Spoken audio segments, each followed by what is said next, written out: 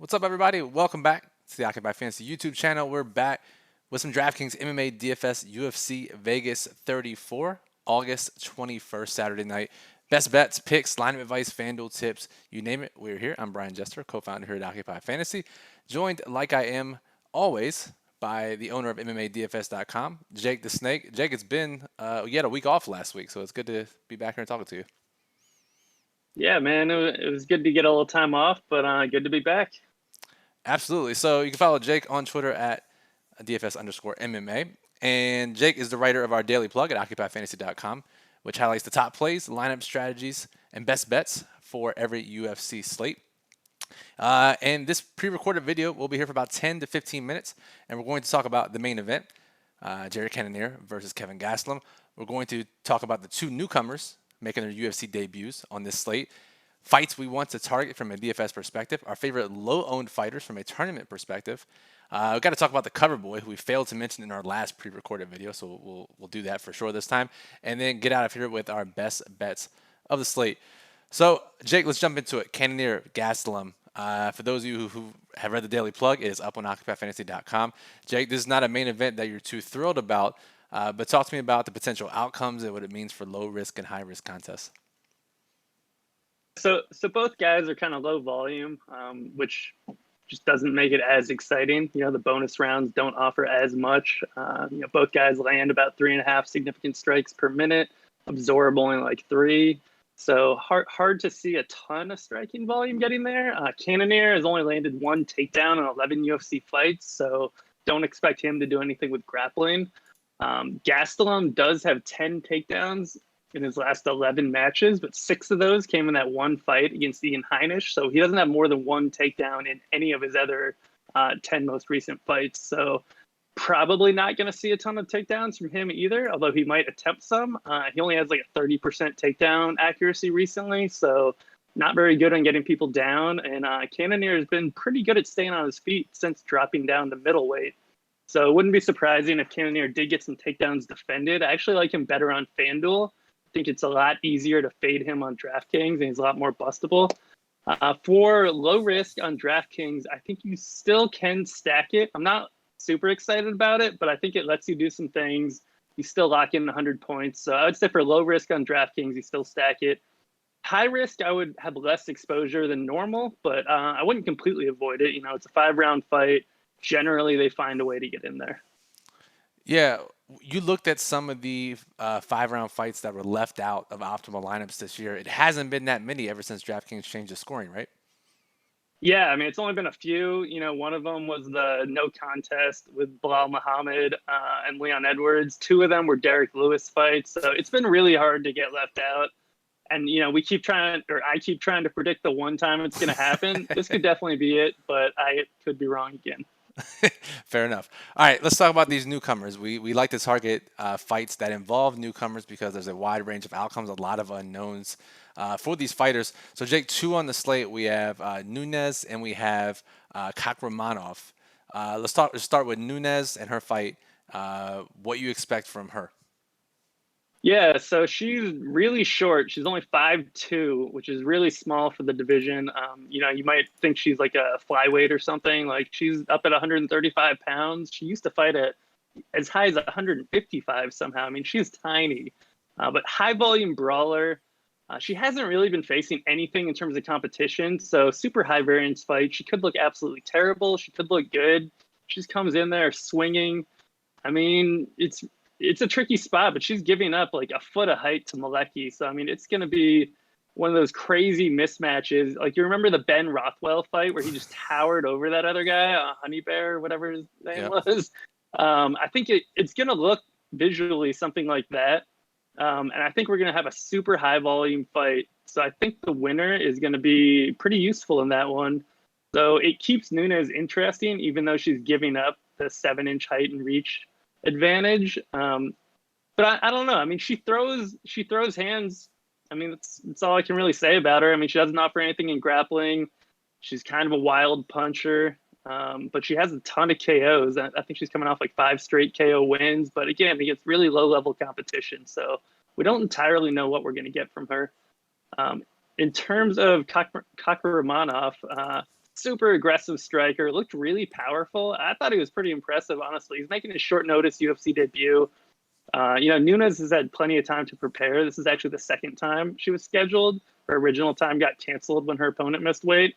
But Kakramanov, he came in the middle of the week after Mana Martinez dropped out.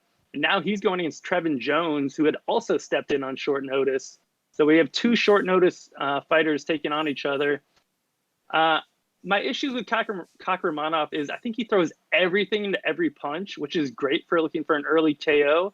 But he seems like he tends to gas out a little bit later into fights. If you go back and look at, he took on Umar Nurmagomedov, and if you go back and look at that fight, I mean, he was trying to murder him early on in the fight, and it was impressive that he made it to a decision. But he definitely looked like he was tiring out late in that fight. So I think his best shot is early on, especially on short notice, and he missed weight by 2.5 pounds. So I think he might look a little bit rough later in the fight, but he's gonna come out firing. Yeah, and to be honest, facing Trevin Jones, who I don't want to speak for you, but I wasn't very high on coming into his debut 2 fights ago.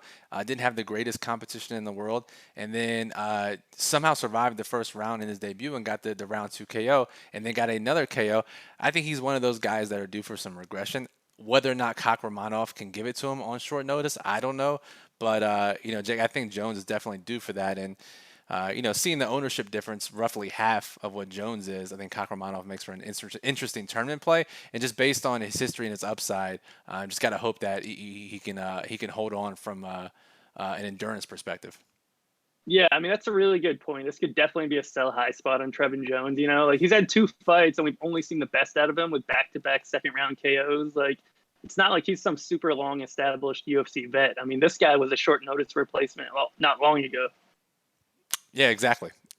So, all right, let's move on. Let's talk about fights that we want to target. You wrote up a couple in the daily plug, but Jake, at least give me one fight that you're looking to play both sides separately in tournaments. I mean, I think the no-brainer is going to be the Chase Sherman Parker Porter fight. I mean, I think that fight either ends with a Sherman round 1 KO or else a Porter finish in the later rounds. Maybe a Porter decision, but I think that's a long shot that it goes the distance. And if it does go the distance, I still think Porter is useful in the decision. I mean, just look at his last fight. Yeah, and Sherman, I mean, you mentioned this in the plug. The fact that both of these guys rank in the top 3 in the model lets you know that this is a fight you want heavy exposure to. I guess my big question to you, Jake, is Sherman has no grappling game, but the fact that the KO is so likely here, I assume that's why the model likes it so much, and that's why you want to target as well. And Porter does have multiple paths to victory, I think. Yeah, I mean, for sure. I mean, Sherman is a one-dimensional round 1 KO or bust guy. Maybe early in round 2, he can still get it done. Porter grapples, he shot for 4 takedowns in his last fight, landed 2 at over 4 minutes of control time, multiple submissions on his record, multiple late KOs. I mean, the guy can get it done in a lot of ways, and he can land a ton of volume. And with his grappling, I think he would win the decision if it goes to a decision. And the way the fight busts is if Sherman wins the decision. If the expensive guy wins a lower volume decision, it busts. But if the cheap guy wins the decision, I think he's going to score enough to still be useful at his price.